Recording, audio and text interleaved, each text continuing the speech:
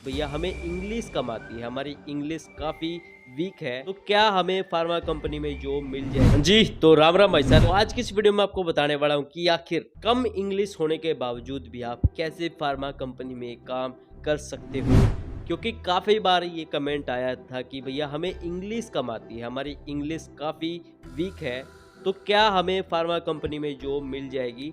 लेकिन जॉब मिलने से पहले आपको ये पता होना चाहिए आखिर किस लेवल की इंग्लिश फार्मा कंपनी में यूज़ की जाती है। तो आज की इस वीडियो में यही मैं आपको बताने वाला हूँ कि किस लेवल की इंग्लिश फार्मा कंपनी में यूज़ होती है और कितनी इंग्लिश में आपका सर्वाइवल पॉसिबल है। तो चलिए शुरू करते हैं वीडियो को बिना किसी देरी के। लेकिन आगे बढ़ने से पहले जो भी भाई ने अभी तक चैनल को सब्सक्राइब नहीं किया है, सबसे पहले चैनल को सब्सक्राइब कर लीजिए क्योंकि ऐसी वीडियोस आपको यहाँ पर मिलती रहती है। तो सबसे पहले हम समझते हैं कि आखिर फार्मा कंपनी में किस लैंग्वेज में काम होता है।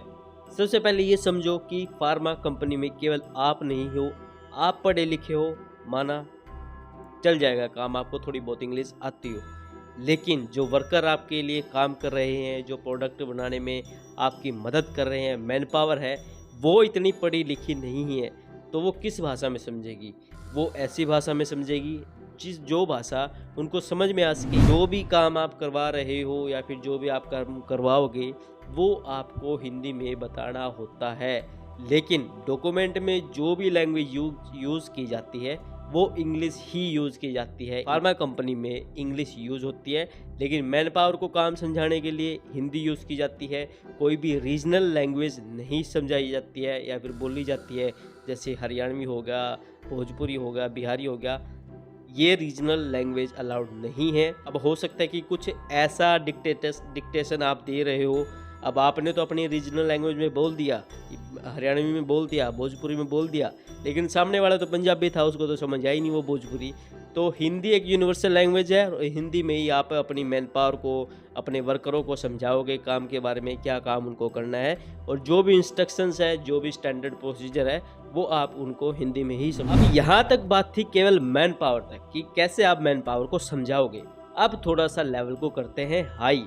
आप मान लो कि सुपरवाइजर हो, प्रोडक्शन में हो, आईपीक्यू हो, क्यूए में हो, या फिर किसी भी डिपार्टमेंट में हो, आप इनिशियल लेवल पे हो, बिगिनर लेवल पे एक सुपरवाइजर हो, ठीक है, एक ऑफिसर हो। जो भी डॉक्यूमेंट की लैंग्वेज है वो इंग्लिश है, लेकिन कुछ ऐसे पैरामीटर हो गए जो केजी में है, वो मैथमेटिकल है।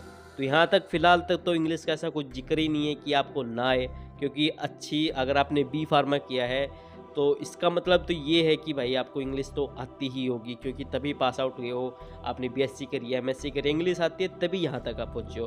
तो इतनी इंग्लिश तो आपको आती है कि आप लिख सकते हो। आपके एचओडी आपसे पूछने लग जाए कुछ ऐसी चीज़, मान लो इंग्लिश में ही पूछ ले।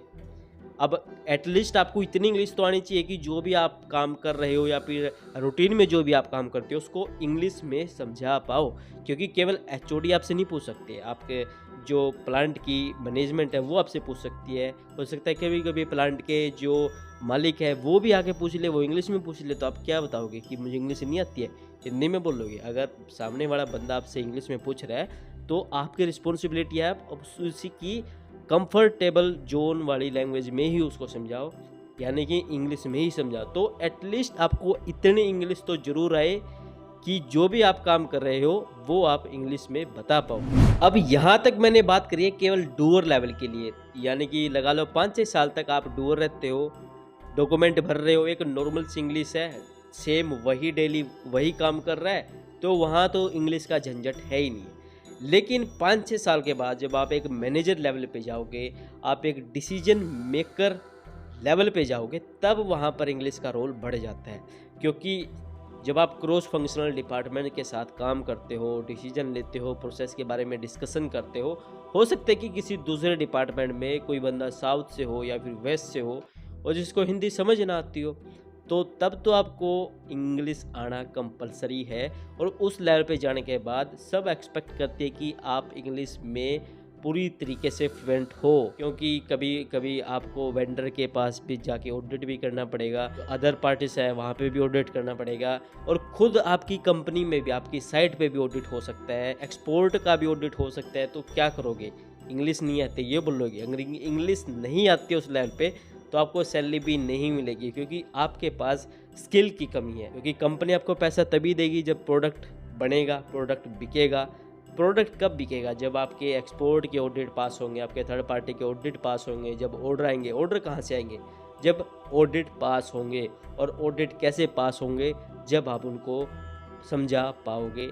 अब हो सकता है कि थर्ड पार्टी वाले मान जाए, भाई वो हिंदी में ही बात करते हैं, लेकिन जब बात एक्सपोर्ट की आएगी वो इंग्लिश में ही बात करेंगे और इंग्लिश में ही आपको समझाना पड़ेगा।